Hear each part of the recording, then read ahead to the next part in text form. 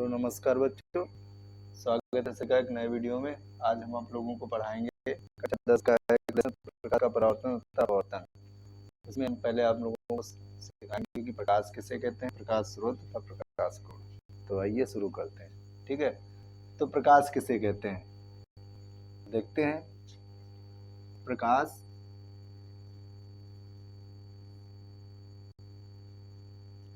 एक ऐसी ऊर्जा है, तो प्रकाश एक ऐसी ऊर्जा है जो हमारी आंखों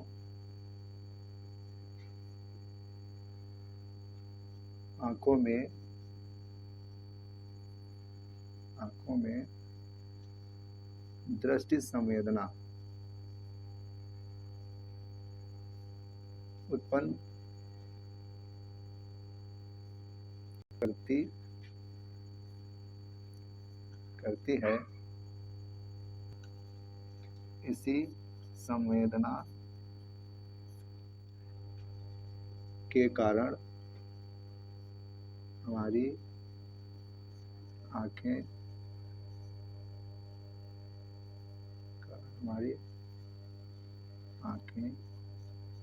अपने चारों ओर की वस्तुएं देख पाती। तो प्रकाश एक ऐसी ऊर्जा है जो हमारी आंखों में दृष्टि संवेदना उत्पन्न करती है और इसी संवेदना के कारण हमारी आंखें अपने चारों ओर की वस्तुओं को देख पाती हैं। तो समझ में आया बच्चों कि प्रकाश एक ऊर्जा है।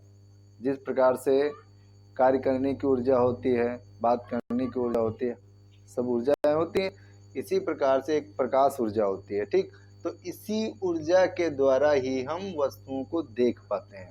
यदि प्रकाश नहीं होगा तो हम वस्तुएं नहीं देख पाएंगे। जिस प्रकार से दिन में देखो सूर्य का प्रकाश होता है, तो सूर्य के प्रकाश में हमें सभी वस्तुएं दिखाई देती हैं। रात में जब चांद नहीं निकलता तो हमें वस्तुएं नहीं दिखाई देती हैं। ऐसा क्यों होता है? क्योंकि बिना प्रकाश के हम वस्तुओं को देख नहीं पाएंगे, है ना। तो वही प्रकाश है जो हमारी आंखों को किसी वस्तु को देखने के लिए संवेदनाएं उत्पन्न करता है, अर्थात देखने में सहायता प्रदान करता है ना। तो प्रकाश एक ऐसी ऊर्जा है जिसकी सहायता से हमें वस्तुएं दिखाई देती हैं। ठीक है, तो उम्मीद करते हैं समझ में आया होगा प्रकाश। तो आगे चलते हैं। अब फिर है प्रकाश स्रोत। तो प्रकाश स्रोत किसे कहते हैं? तो वे माध्यम जिनके द्वारा हमें प्रकाश प्राप्त होता है, तो वे माध्यम जिनके द्वारा हमें प्रकाश प्राप्त होता है उन्हें हम क्या कहते हैं? प्रकाश स्रोत कहते हैं। अब ये प्रकाश स्रोत जो हैं दो प्रकार के होते हैं। कितने प्रकार के होते हैं? दो प्रकार के, दीप्त प्रकाश स्रोत और अदीप्त प्रकाश स्रोत। अब देखिए दीप्त प्रकाश स्रोत कौन होते हैं? अदीप्त प्रकाश स्रोत और अदीप्त प्रकाश स्रोत। दीप्त प्रकाश स्रोत वे प्रकाश स्रोत होते हैं जो स्वयं प्रकाशित होते हैं, जैसे कि सूर्य, तारे, बल्ब। और अदीप्त प्रकाश स्रोत वे प्रकाश स्रोत होते हैं जो स्वयं प्रकाशित नहीं होते बल्कि दीप्त प्रकाश स्रोतों से प्रकाश को परावर्तित करके प्रकाशित होते हैं। वे दीप्त प्रकाश स्रोत कहलाते हैं, जैसे कि चांद, कांच।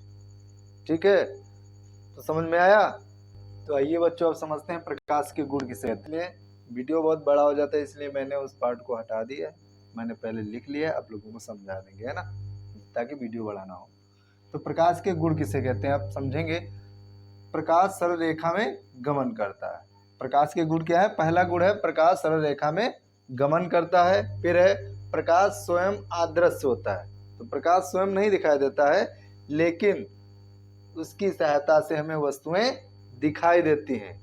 नंबर 3 है प्रकाश के संचरण हेतु किसी भी माध्यम की आवश्यकता नहीं होती है। ठीक है, तो प्रकाश के एक स्थान से दूसरे स्थान में जाने के लिए प्रकाश को किसी भी माध्यम की आवश्यकता नहीं होती। जैसे कि हम एक स्थान से दूसरे स्थान पे जाते हैं तो किसी साधन से जाते हैं ना, लेकिन प्रकाश को एक स्थान से दूसरे स्थान पर जाने के लिए किसी भी माध्यम की आवश्यकता नहीं होती है। फिर नंबर 3 है प्रकाश पारदर्शी माध्यम से गुजर सकता है लेकिन अपारदर्शी माध्यमों से नहीं गुजर पाता है। तो जो पारदर्शी होते हैं, जैसे कि कांच है तुम्हारी पारदर्शी होती है, जल है ये पारदर्शी होता है, तो जो पारदर्शी हैं जिनके आर पार दिखाई देता है तो प्रकाश उन माध्यमों से आसानी से गुजर जाता है, और जो अपारदर्शी होते हैं जैसे कि दीवार है ना, इनसे प्रकाश नहीं गुजर पाता। जैसे लकड़ी है तो इससे प्रकाश नहीं गुजर पाता है। फिर है नंबर 5, प्रकाश की चाल भिन्न भिन्न माध्यमों में भिन्न भिन्न होती है। तो माध्यम अलग अलग होते हैं।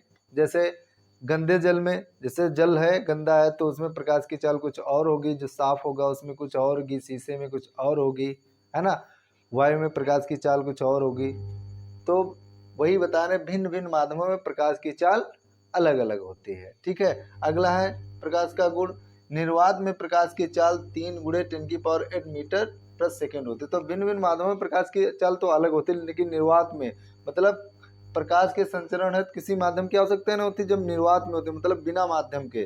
तो निर्वात में प्रकाश की चाल होती है 3 × 10⁸ मीटर प्रति सेकेंड। तो 1 सेकेंड में कितना चलेगा, 3 × 10⁸ मीटर प्रति सेकेंड। अगला गुण है चमकदार सतहों से प्रकाश का परावर्तन होता है। जो चिकनी होती हैं, चमकदार सतहें होती हैं, उनसे प्रकाश का परावर्तन होता है। परावर्तन का माध्यम मतलब ये होता है प्रकाश जिस माध्यम से आता है उसी माध्यम में वापस लौट जाता है। जैसे शीशे पे जब प्रकाश पड़ता है तो पड़ने के बाद में क्या होता है, जिस माध्यम से प्रकाश आया था उसी माध्यम में वापस लौट जाता है। आगे है यही चैप्टर, ये प्रकाश का परावर्तन, तो आगे पढ़ेंगे प्रकाश का परावर्तन डिटेल से। और जो खुरदरी सतहें होती हैं, जो चिकनी नहीं होती, खुरदरी होती हैं, उनसे क्या प्रकाश का अपवर्तन होता है, मतलब प्रकाश अपने मार्ग से इधर, प्रकाश की किरणें जो इधर उधर फैल जाती हैं, है ना। तो उम्मीद करते हैं सभी को अच्छी प्रकार से समझ में आ गया होगा। ठीक है, इसलिए मेरे वीडियो को प्लीज़ शेयर कर दिया करो। कोई शेयर नहीं करता, कोई लाइक नहीं करता। ये पसंद आता है तो लाइक करो, शेयर करो। ठीक है, ओके, मिलते हैं नेक्स्ट वीडियो।